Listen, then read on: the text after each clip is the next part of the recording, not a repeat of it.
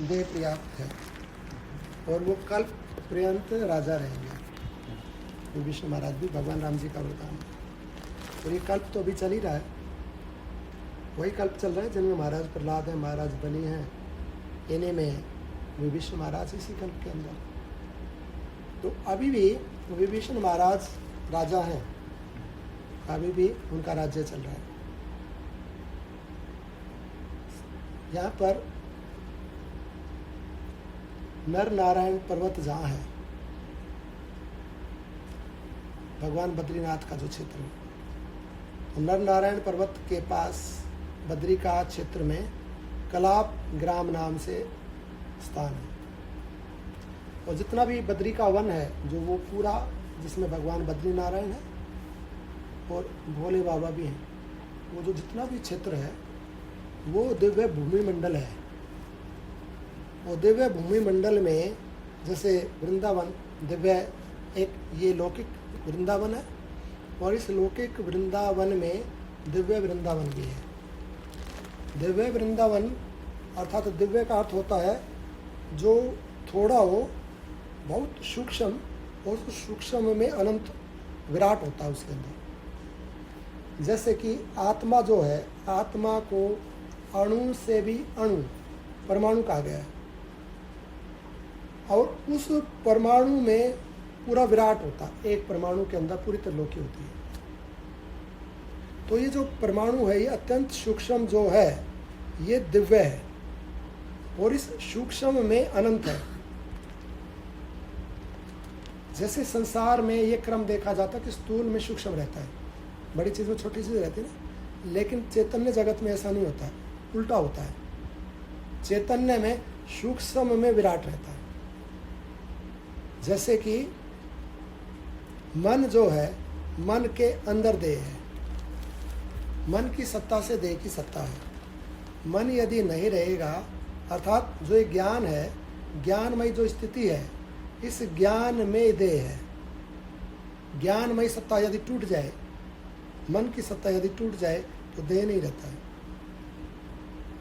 तो मन वस्तु तो सूक्ष्म है, परंतु सूक्ष्म में स्थूल रहता है। इसको ऐसे समझ सकते हैं, जैसे जब हम स्वप्न देखते हैं, तो स्वप्न देखते वक्त स्थूल देह नहीं होता है, सूक्ष्म विचार होता है। तो विचार अत्यंत सूक्ष्म है और उस सूक्ष्म विचार में पूरा स्वप्न का नगर प्रकट हो जाता है ना। तो वो जो इतना बड़ा नगर दिखता है या पूरा लोक दिखता है, जिसमें तीनों लोक दिख जाते हैं, वो तीनों लोग एक छोटे से विचार के अंदर होते हैं, है? तो उस एक छोटे से विचार में त्रिलोकी है। ऐसे एक छोटे से परमाणु में त्रिलोकी है।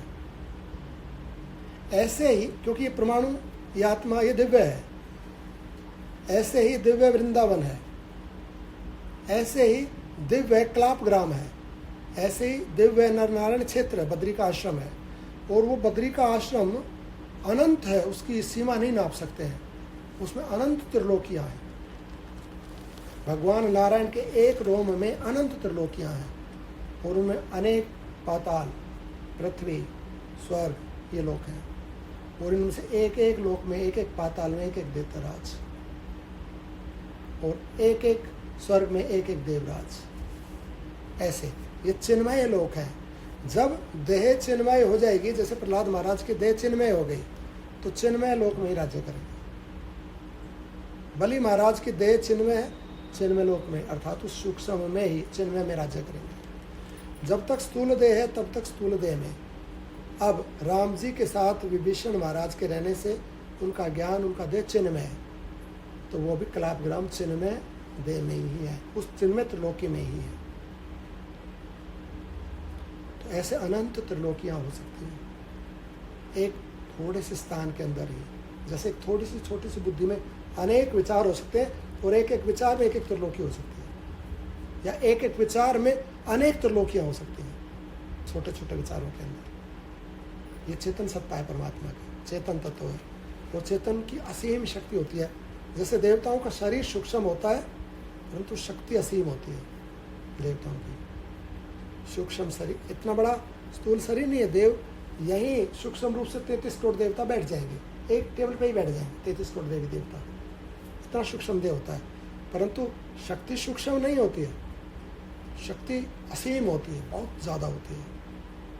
तो सूक्ष्म में शक्ति अधिक होती है, स्थूल में शक्ति कम होती है।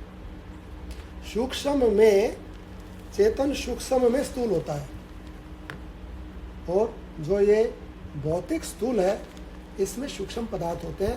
परंतु भौतिक जगत के अंदर सूक्ष्म पदार्थ भी भौतिक ही है। स्पष्ट हो गया? सूक्ष्म भौतिक जगत में छोटा जो पदार्थ है वो भी भौतिक है, दोनों ही भौतिक है।